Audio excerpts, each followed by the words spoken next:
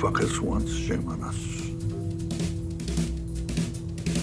You fuck us twice, shame on you. You're dead.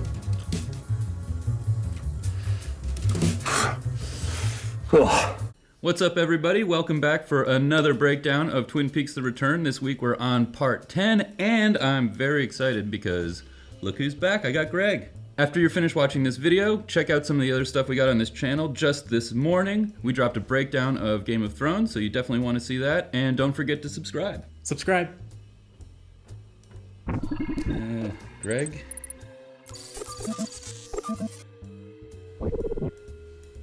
Okay, man, you gotta snap out of this, man. We gotta do this breakdown.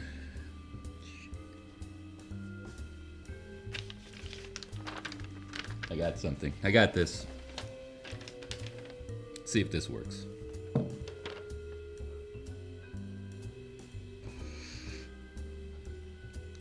Oh.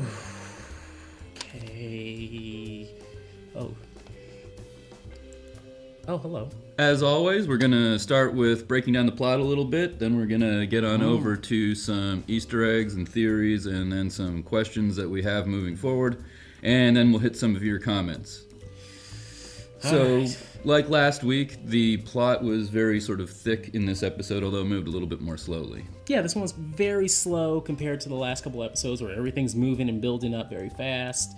And it's the shortest episode, too, we got so far. Right, that was like 5 or 6 minutes shorter than the regular episodes. Mm-hmm. With that all said, I think the main theme we can take away from this episode is really about family dynamics and domestic horror. Laura Palmer's spirit lives on in this crazy episode, which pretty much portrays women as from loving, caring, gentle, sensitive, and also it takes everything and puts it into this like violent world of the men kind of vibe. Yes. We get, yeah. With massive amounts of victimization. Yes. That said, though, this was also one of the funniest episodes, I think, of the series so far. Yeah, the tone shifts so damn hard from comedy to just violence in seconds. Yeah, in seconds. Why you have to make something so simple so fucking difficult? Okay, so in this episode, we didn't get Bob, but we got the next best thing when it comes to just being a pure asshole, and that was Richard. Oh, man, so much Richard. Oh. So, first off, he goes right out and murders Miriam, who witnessed him running the boy over a few episodes ago. Yeah. Basically what happened there, right, was that he found out from Miriam before he murdered her that she had made a phone call, decided to contact the Twin Peaks Police Department by the least efficient means necessary, which was by mail. And now, of course, we know he's got Chad working on the inside, who sort of swoops in and sneaks that letter out of the Twin Peaks Police Department mail, and it's now gone. We've got a pretty major scene where we come back, we find out that Johnny Horne is alive. Yeah. And tied to the dining room table for safety. I thought he'd be dead, and I thought there would be a funeral, and that's how we get Audrey back. Right. Nope, not yet. That is not how we're getting Audrey back. Now, he's also got a crazy, freaky talking bear toy. Yes. We'll get into that a little bit later. That's awesome. And then basically the rest of that sequence is Richard coming in sort of on almost a level of home invasion. Second of his in the episode, where he now comes and terrorizes his brother or his uncle and his grandma. And significant there is now we have a little bit more insight into the Horne family tree. For a little while we thought it was maybe possible that Richard could be the offspring of Ben or maybe Jerry, possibly, but now we've got sort of certainty that that is not the case. It's Audrey's. I mean, you could kind of have some kind of twist making it Donna, but why the hell would he have the Horne last name? Right. Why would he call her Grandma? There's a slim chance that there's Donna there, and I think maybe the only thing that would make that possible in my mind is that we also learned more about Ben's relationship with Sylvia, where they're like clearly separated. She's trying to extort him for money after Richard robs her. And so maybe in there somewhere else is that, you know, in that 25-year period of time, maybe something did change between Donna and Ben.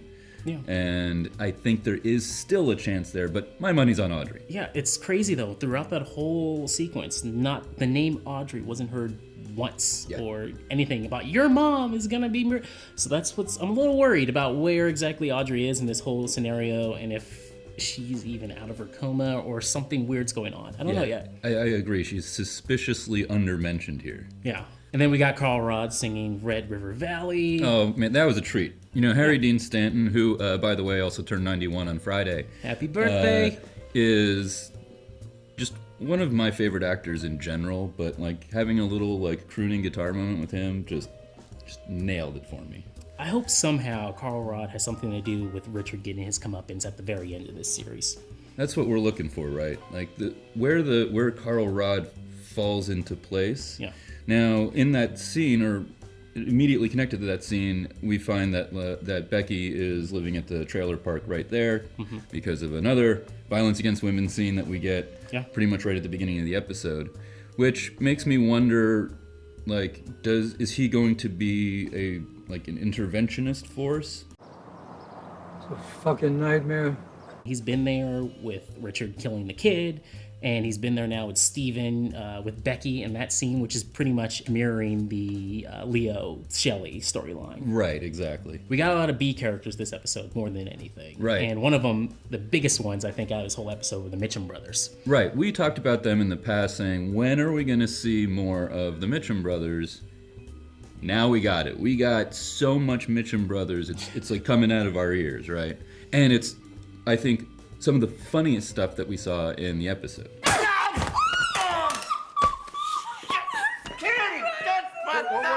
happened? My favorite funny part, speaking of pacing, was a little while later, back at the casino, where they ask Candy to go out to the floor to talk to Tom Sizemore. And she goes out there, and we only see the conversation taking place, but we don't hear it. And she's down there gesticulating, pointing things out, looking around.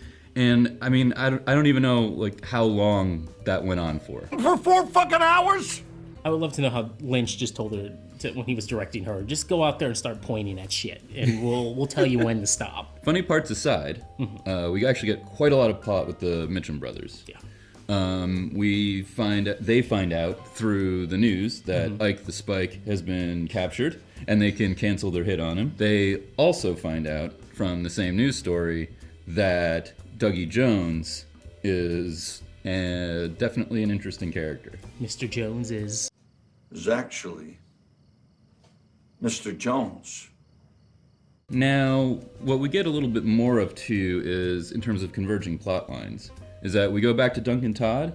Turns out Duncan Todd is working with Anthony Sinclair, played by Tom Sizemore, and we get finally a more or less direct connection through the food chain from Bob Cooper to trying to take out Dougie Jones. By the way, Duncan Todd is doing a fucking awful job right now. Well, the direct approach didn't work very well, so now we're trying a plan to make the Mitchum Brothers think that Dougie Jones is their enemy. And of course, we have Tom Sizemore repeatedly telling them, You have an enemy. And Douglas Jones. I kind of like that Lynch sort of almost continuously has this sort of commentary about like hitmen and bad guys, that like there are tiers of bad guys, but they're stupid at every level. It's just that the really dumb ones are at the bottom, and then the not quite as dumb ones are a little bit further up. This is Mulholland Drive to the next level. Right, absolutely. And now for our weekly update on Dougie Jones. Yeah, Dougie had an interesting week. Very interesting. Dougie. I think it's worth mentioning that Naomi Watts continues to be absolutely The best great character. in this Yeah. series. And when she just turns into developing this sudden affection for her husband that's like sexually charged, she just owns it with like language and Just her presence. Her presence. Everything. It was really good. It was very compassionate too. You felt like sorry at points and just f***ing funny. One of the things that we were talking about for after that scene was over, they're in bed and cuddling, and she says, "I love you," and he, you know, in his Dougie way, sort of inadvertently reciprocates. And I think in that moment, we were both like, I think we got Dougie For a while. for a while. Yeah, I'm okay with this, but I know people are going to be a little mad at this, but I think we're going to have Dougie for... I hope I'm wrong. I'm saying this now just to hope that I'm wrong. I just jinx it. But I think we're going to have Dougie for a lot longer than we thought. Just because now this confirms it. If after that scene in the bedroom... If all of the other times didn't, this sort of does. Even the dumb doctor can't give him a CAT scan to figure out what's wrong with him. Right. Okay, now in this episode, we also got some very Twin Peaksy scenes that have to do with the sort of more freaky storylines that are going on in typical Twin Peaks fashion. And those two are with Cole in his hotel room, and then later on we get a phone call between Hawk and Margaret, the log lady. Okay, so the whole episode's just trotting along. We're getting just the regular, new return stuff. And then all of a sudden, Gordon Cole opens his door, then bam! Right, he sees Laura when he opens the door. It's from Fire Walk With Me, from right after Laura realized that Bob and her father and Leland were Might be the same person. Yeah. And then she runs to Donna to sort of find an anchor. Yeah, and she says... Donna, are you my best friend? Why that particular shot from Fire Walk With Me, I'm not totally sure. There's a part of me that has, even though as I've said, I'm a little bit concerned about whether Albert's still a good guy. Maybe it's possible that what we're seeing there still is, that there is like a bond of friendship between Albert and Gordon. It's also true that he was delivering information about Diane, who we are now worried about, and maybe there's some tie there to just trust issues in general, which would be the callback to Fire Walk With Me. Plot-wise, that's really important, right? So now we know that the FBI knows that Diane is in communication with somebody. They don't know with who, and the communication from phone to phone was through a server in Mexico. If they're planning some kind of twist here, or she could be a bad guy, I have a feeling maybe Bob just has something on her. Right. Maybe there's a child involved, Linda, and it's her child, who knows, and he's probably got something on her and trying to maybe like blackmail her somehow. I like this theory that this is where the Linda side of the equation comes from. Either way, and this is what's been talked about quite a lot since that last episode, that the text that he sends from his phone and the text that she receives are somewhat different. Yeah. One of them is all lowercase and the other one is all caps with punctuation. And it's been suggested that maybe there's a middle person in there somewhere. And honestly, that sounds totally sensible to me at this point. Yeah. And then Tammy shows up at Cole's door. And Right. Now, she's got a photo that's taken from one of the cameras in New York from one of the early cards.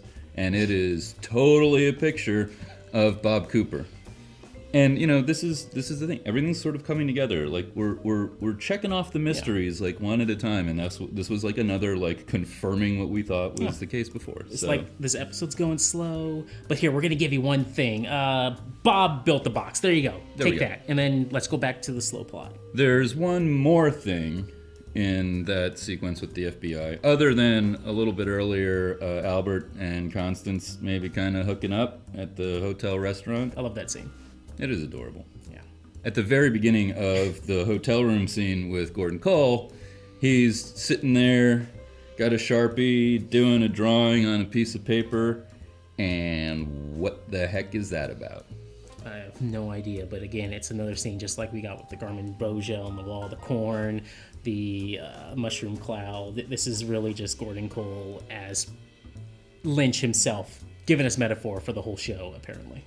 So we've got like a creature, like a crocodile with electric antlers or something. Two horns, I don't know. And an arm reaching into the shot that has either a bracelet or a watch on it. I don't know.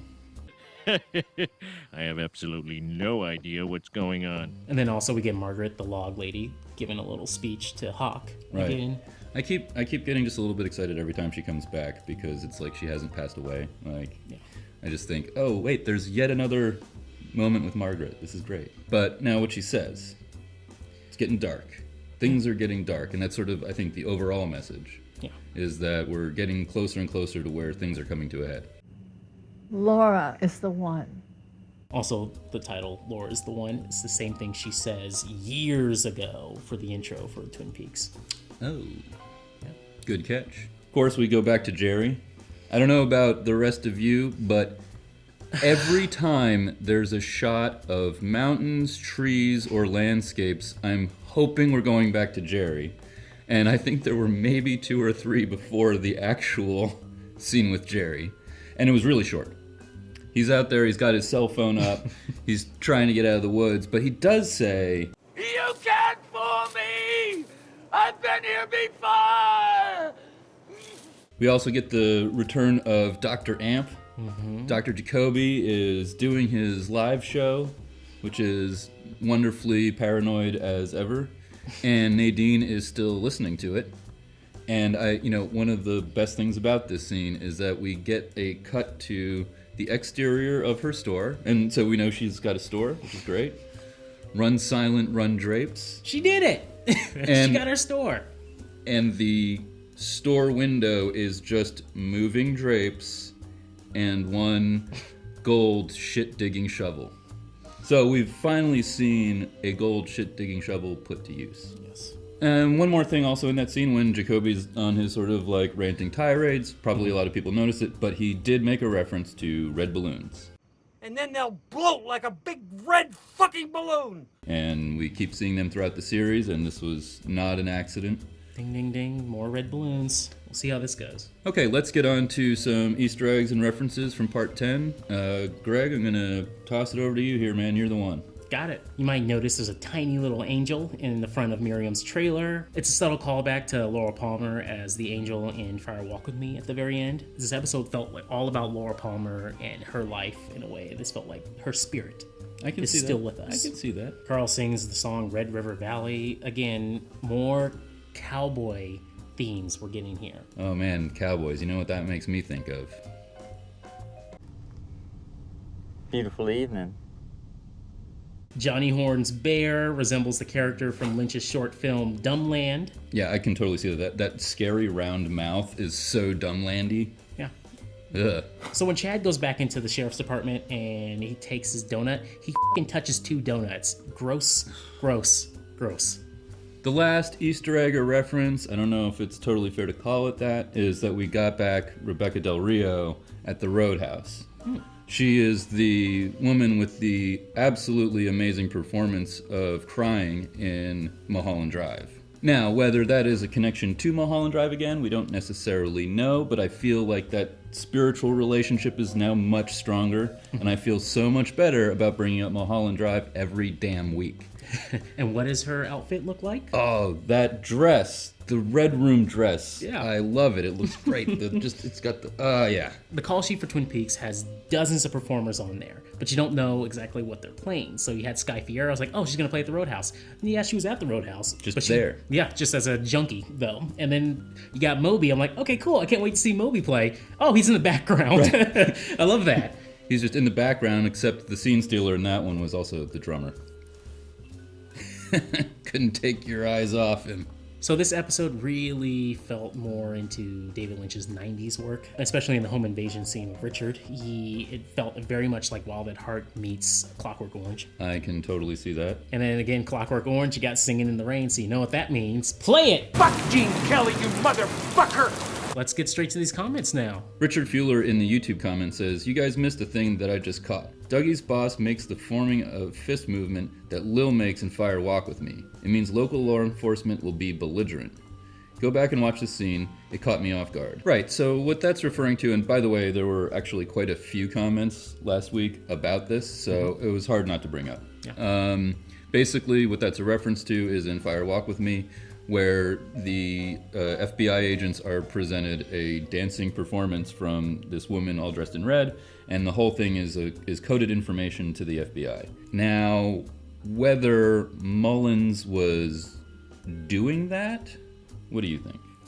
I don't know about that just yet. I feel like, again, it was Mullins reliving his old boxing days, and he's like, I'm gonna knock out Anthony when I see him. Right. I'm inclined to agree with you. That was my first impression. I didn't quite see the Fire Walk With Me connection, but I can see how other people saw it, and it makes you wonder Is there some connection to the Bureau in Mullins' past? And should we be keeping an eye out for more glitches at Lucky 7 Insurance?